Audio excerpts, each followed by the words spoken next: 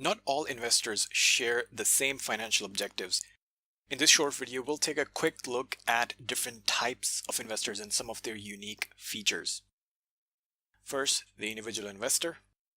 Individual investors invest and save for several reasons, from buying a house, car, to paying for college, university.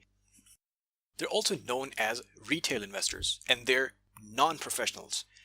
They trade, meaning that they buy and sell securities through a broker.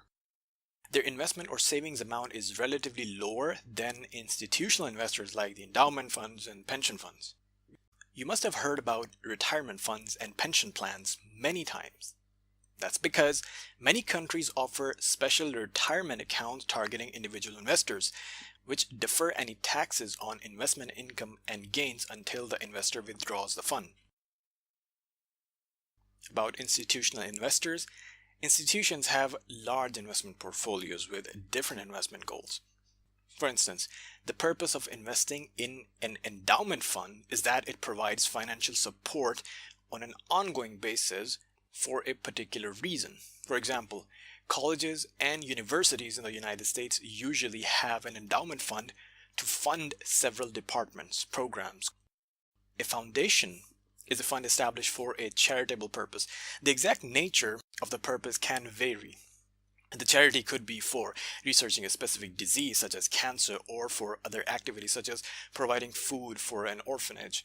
The investment objective of the foundation is usually to provide continuous funding for an activity and not allowing the real or inflation-adjusted value of the portfolio assets to decrease. Both the foundations and endowment funds have long investment horizons. They're also relatively risk tolerant and do not have other needs other than planned spending, which would require liquidity. Now, bank is also a type of investor, and its objective is simply to earn more on the loans and investment it has made than the amount it has to give on deposits to its customers. One of the key features of banks is that they need high liquidity. Therefore, they always have to ensure that sufficient cash is available when a customer wants to withdraw. The main objective of an insurance company is to have enough funds available when a customer files a valid claim. Life insurance companies usually have a long investment horizon, while property and casualty insurance companies have a shorter investment horizon for obvious reasons. Investment companies manage pools of investments, and their investment objectives vary considerably. They tap into a range of financial products and securities. For example, if the pooled investment is a mutual fund, the fund will have its own style of investing. For instance, it could be looking for index investing, growth investing, or bond investing. Therefore, depending on these investment styles, it could limit its investments to certain products such as large cap stocks, or small cap stocks, or buying stocks from the energy sector, or the fund could target a specific region such as North America or the emerging markets or Europe. Now, ignoring a few exceptions, one thing common among all these types of investors is that they all have a portfolio. Why do financial advisors keep talking about this portfolio? What is this portfolio perspective? It simply means that you evaluate the risk and return of every element that you have put your money into. Now, when you combine all these elements or financial securities, this forms your portfolio.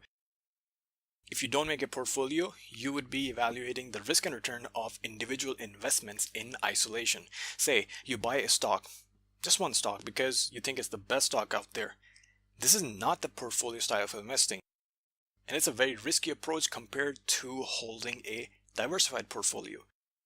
Modern portfolio theory says that the extra risk you take on by holding a single security, stock, bond, whatever, is not rewarded with higher expected return.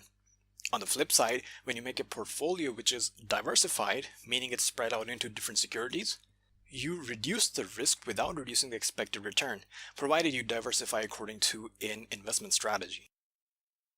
Creating a diversified portfolio is not that difficult. Even if you have no knowledge and no market experience, you can use the free tool Ways to Wealth. The process is very simple. You just answer a few questions to create your risk profile, and it does the rest for you. Log on to Ways to Wealth and make your portfolio now. Good luck with your investment journey. I am Niall from SAMT. See you very soon.